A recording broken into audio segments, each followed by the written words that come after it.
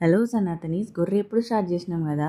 ఫేస్బుక్లో ఇప్పుడు మళ్ళీ ట్రెండ్ అవుతున్న మన బందర్రావు గారిని పనికి స్టార్ట్ చేస్తున్న ఫస్ట్ ఆ వీడియో ఏంటంటే, ఆగస్ట్ 15th ఇండిపెండెన్స్ డే రోజు ఎవరు జెండా పండగ వేసుకుంటారంట. అది వీడికి నొప్పి లేస్తుందంట. మరి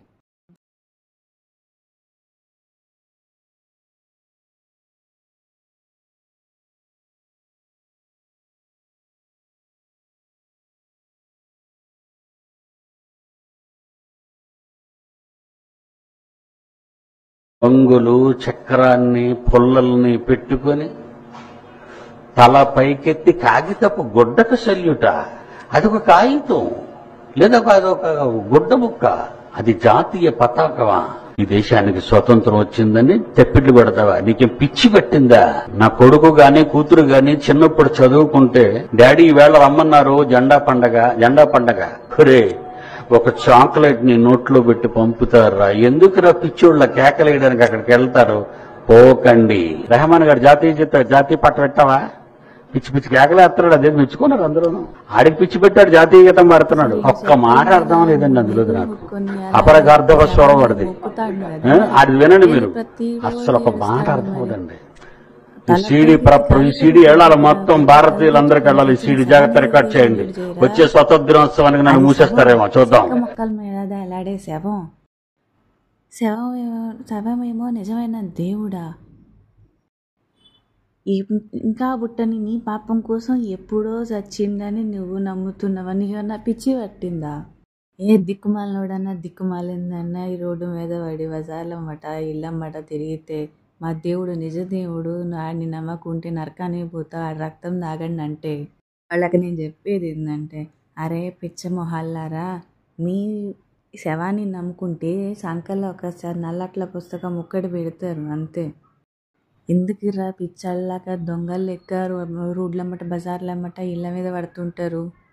రోడ్లను పడకండి.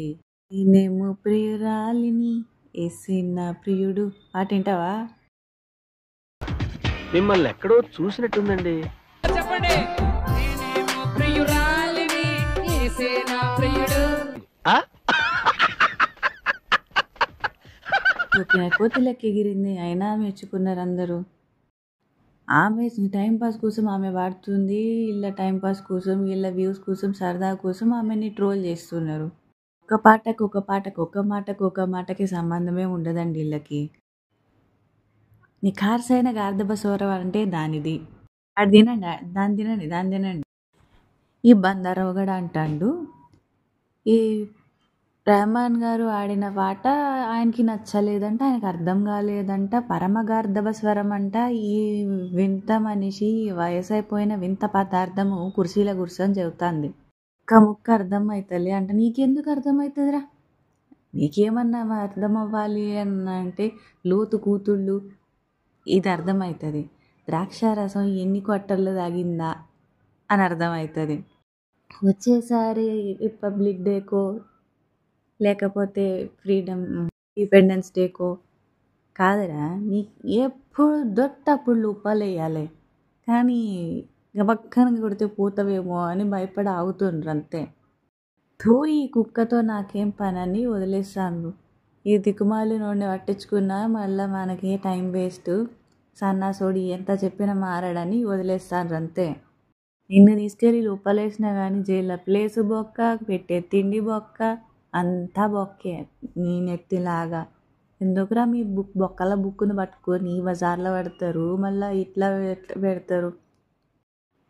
ఆ జెండా కోసం కొంతమంది ప్రాణత్యాగం చేశారు. ఆ జెండా పట్టుకొని మనకి స్వాతంత్రం తీసుకొచ్చారు. ఏం తెచ్చిండ్రా మీ యేసు? బొక్కల బుక్కు తప్ప.